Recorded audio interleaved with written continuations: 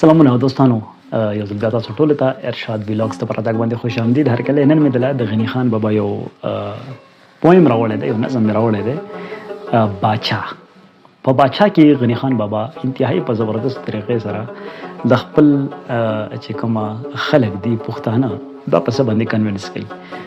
ډېر زبردست خبرې کړې دي، تاسو واورئ نو تاسو به پوه شئ چې وایي چې بادشاهي د جهان سکه، بادشاهی د جهان سکه ځان لولې زیاتې غم، بادشاهی د جهان سکه ځان لولې زیاتې غم، د انصاف تلل مشکل دي، څه به ډېر کړې څه به کم، او خپل غمونه دي لالګ دي، خپل غمونه دي لالګ دي، د جهان غمونه غواړي، خپل غمونه دي لالګ دي، د جهان غمونه غواړي، او داسې تخت به څکړې څکړې، داسې تخت به څکړې څکړې چې پرې شپه او ورځې جاړې.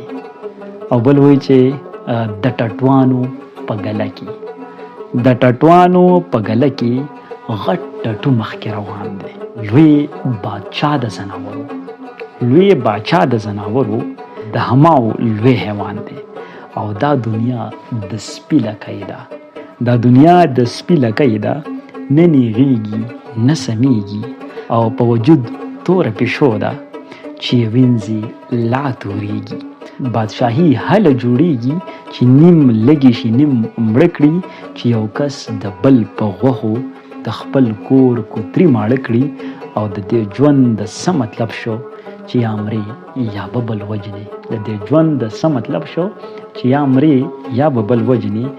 دا میوه ګلاب دې څه شو باغ ساتي او بلبل وجنې.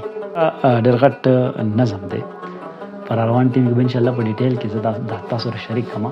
خو خان بابا چې په کوم انداز باندې د دنیا چې کومه بادشاهي ده، د هغې کومه انټرپریټیشن چې دی، د هغې کومه انداز چې دی، د هغې کوم اظهار چې دی، په کوم انداز هغه کړی دی، نو واقع ده د سوچ مقام دی. غني خان بابا نو ډاوټ هی واز ون آف د greatest poet in Pashtun society or Pashtun society, you know.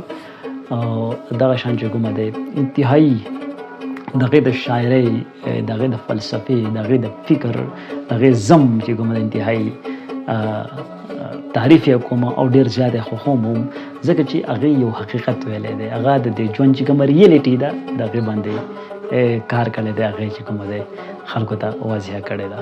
شکریه.